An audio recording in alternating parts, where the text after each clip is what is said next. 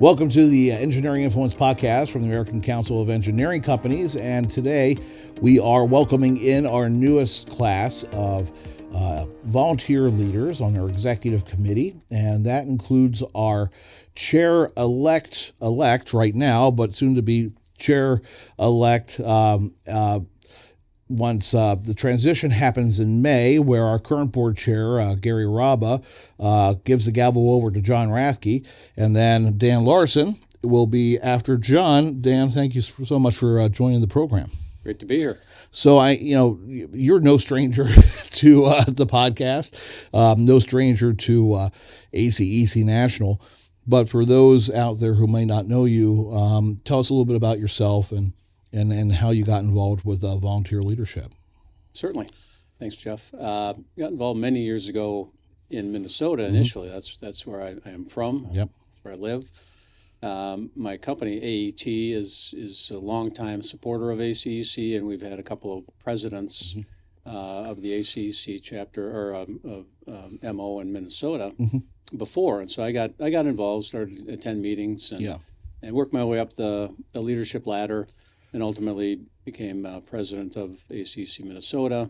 Same time, I started to get a little more active nationally. Joined a couple of committees, and then a few years ago, I wanted to take the next step, and I applied for and interviewed for a vice chair role. Was successful in that back in 2022. Served my 2 years as a vice chair, and had some good ideas that came out of that, great experience, and wanted to continue that. So I interviewed for the chair role, and here I am today. Yep, fantastic. And also, serving as our treasurer, overseeing really a lot of strategic investments with the council during your time as treasurer, and paving the way now for a new 3-year budget that we're working through right now. How do you think that experience, all the experience both as vice chair, both leadership position at the MO level, then of course with the XCOM with vice chair and then treasurer, and now coming in as chair, how do you think all of that's going to benefit you as you take the gavel? Yeah, I think it's going to be a great benefit for me having a pretty well-rounded knowledge of ACEC. From a financial perspective, being treasurer, seeing I came in with a new 3-year budget that I kind of inherited. Yeah. But like you said, some great investments on MO strengthening and our database and even on the technology side, a lot there. So I think all of that has helped me kind of get ready to take the chair role and take a bigger, kind of a bigger picture view. And in my role with AET as a CEO, I kind of live in that space, so I'm very comfortable there. What are your looking forward? Where there's a lot can happen between now and then, especially new administration, new Congress, a lot of competing demands of between tax. You got immigration, we've got workforce issues. What's your vision for your chairmanship right now? What are you looking to really focus in on? Where do you want to take the organization under your leadership? I think, first and foremost, with the new administration, a lot of change. Yeah. I think advocacy being one of our bedrocks at ACEC is more important than ever. Yeah. We really need to continue to advocate for our industry and for our member firms. Yep. That's first and foremost. Secondly, I really would like to see ACEC grow, maybe put a little more acceleration toward the growth piece of it. There are so many firms out there that are not members of ACEC that couldn't benefit from what we do, but we have to give them a value proposition that makes it attractive to join ACEC. So I'd like to kind of double down and really work hard at growing the organization. Yeah. That's one. Another one. And then another one that's really kind of near and dear to my heart is, we're competing. You mentioned workforce. We're competing for talent all over the place. Or it's not like if you're an engineer, you go into consulting engineering. There's so many opportunities, and I think one of the keys we need to take a look at and really focus on is our own firms, the member firm health and the organizational health of those firms. I think ACEC could play a big part in helping firms create that environment and that culture so that they can attract the best and the brightest, but also retain them.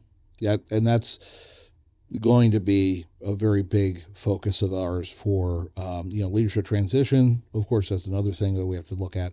But then also, to your point, it's just creating that environment that does attract the talent, because there are so many different openings right now for someone with a background in engineering.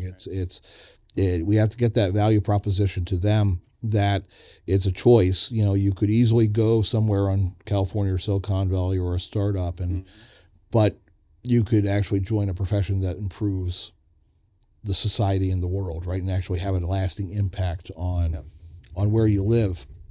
So, looking ahead, I mean, from a federation standpoint, how do you want to improve or build on the relationships that National has right now with its MOs? Mm-hmm.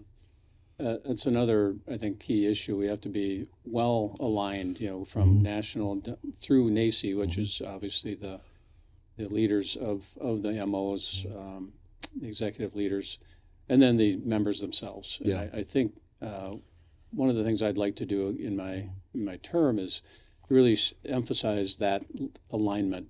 Starting with our strategic plan. Yeah. Everybody understands it. Everybody's in agreement. We're aligned behind it. But then, really, the communication of that, starting at the very top with XCOM, all the way down through the staff here. Yeah. The MO executives, and then the member firms and the leadership of those. We have to be very, very good at communicating what we're doing, why we're doing it, in order for everybody to really be aligned behind that. I think that's more important than ever. Yeah.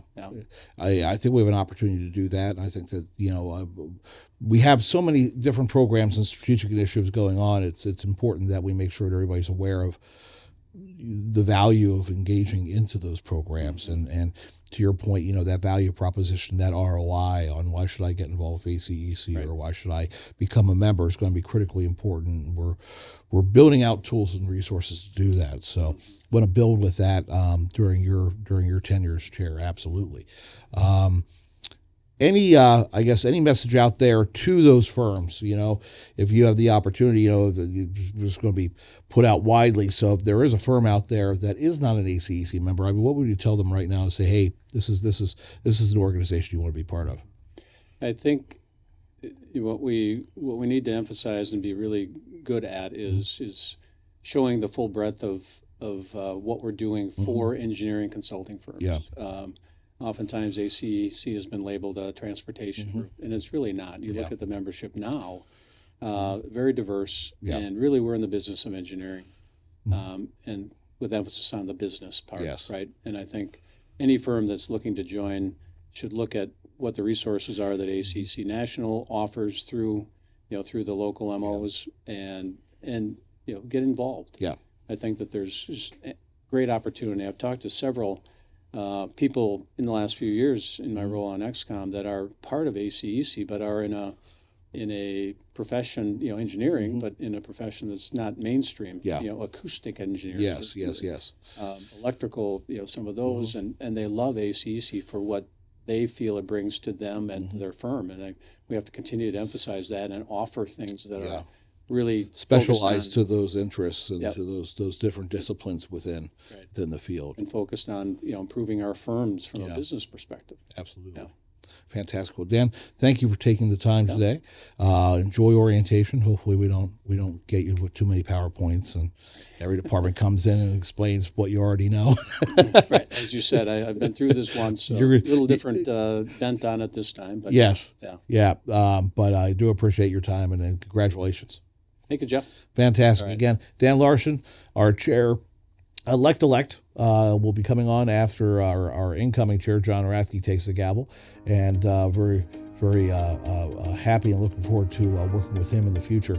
Again, this has been the Engineering Influence Podcast from the American Council of Engineering Companies, and we will see you next time.